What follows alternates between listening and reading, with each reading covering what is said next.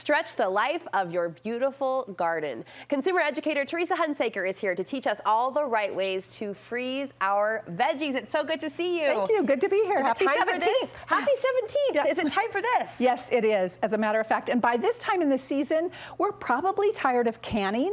And so let's go to the freezer and take care of some of our food preservation through freezing. And how long can the freezer sustain some of our fresh veggies? Months and months if we do it right.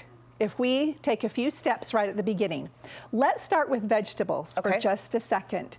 Vegetables need blanching. What does that mean, right? People go, I believe it involves water and temperature. That's correct. Okay. So what we're going to do is... It's about the extent of my knowledge, so job. Don't ask me further. We're going to kill the enzymes, and we're going to keep the color, flavor, and texture of our vegetables by first boiling some water in a container, and then kind of like a colander, we're going to put our veggies down inside, our carrots down inside, and then drop that into the boiling water. There are charts to tell you how long to blanch.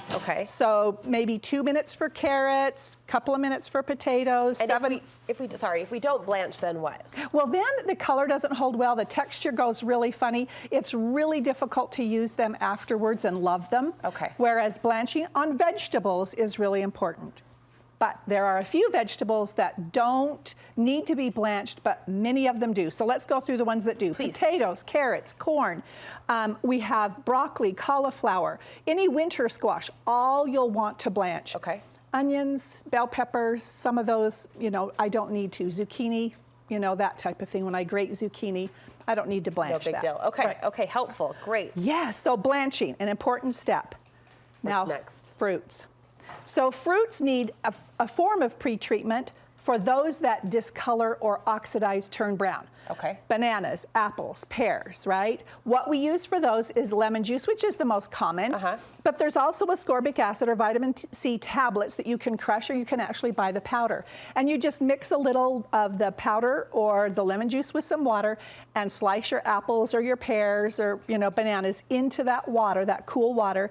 There's no blanching involved. Let those drain and then go ahead and package them. So we don't freeze it with the liquid? Nope, I don't need to. Drain the liquid, but then it's absorbed enough to preserve the color. Exactly. Okay, all right. And it works really, really well. Do you have a preference between the lemon juice I love ascorbic acid. It is the most effective for pre-treatment on oxidizing so that your apricots and peaches and things don't turn brown. And it works beautifully. I mix it with a little bit of sugar and just like a quick sugar pack for my smoothies and things like that with my peaches. Nice. Beautiful, bright colors. Okay, thanks, Teresa. How are we wrapping these up? Now, the last thing that is most important, I've blanched or I've pre-treated. Yes. Now I need to wrap them correctly. I need to use good, heavy-duty, freezer-intended containers, ones that I can get the oxygen out of, either by pulling that all out or using a vacuum sealer, using freezer paper on meats. That's, you know, we don't want freezer burn, and that's why people don't go to the freezer for their food preservation, is because they're like, oh man, it gets freezer burn. So containers are key. Don't use cottage cheese containers or old margarine tubs or things like that. Use containers that are intended to be frozen. If this drops on the floor straight out of the freezer, it doesn't crack, break, and, you know, get brittle like other plastics would. So use a good quality plastic. I love these. Have you seen the resealable, reusable, heavy duty, and they're great for the freezer.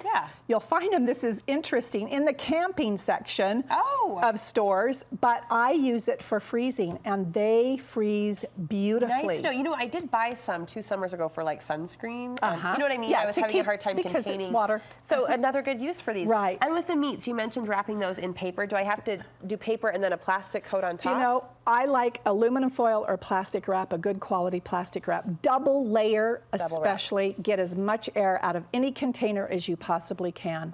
Works great. All right, and the runway again, about 3 to 4 months for these? Actually, no. You can get a full year on many of these. In your freezer. Label them. Make sure that you can identify what's in there. Sometimes we don't want to know what that in the back of the freezer says. But if we're being mindful and we're being on top of it, it's a great resourceful way to use those delicious fresh fruits and veggies. And so easy this time of year. Thank you for walking us through the steps. Super helpful.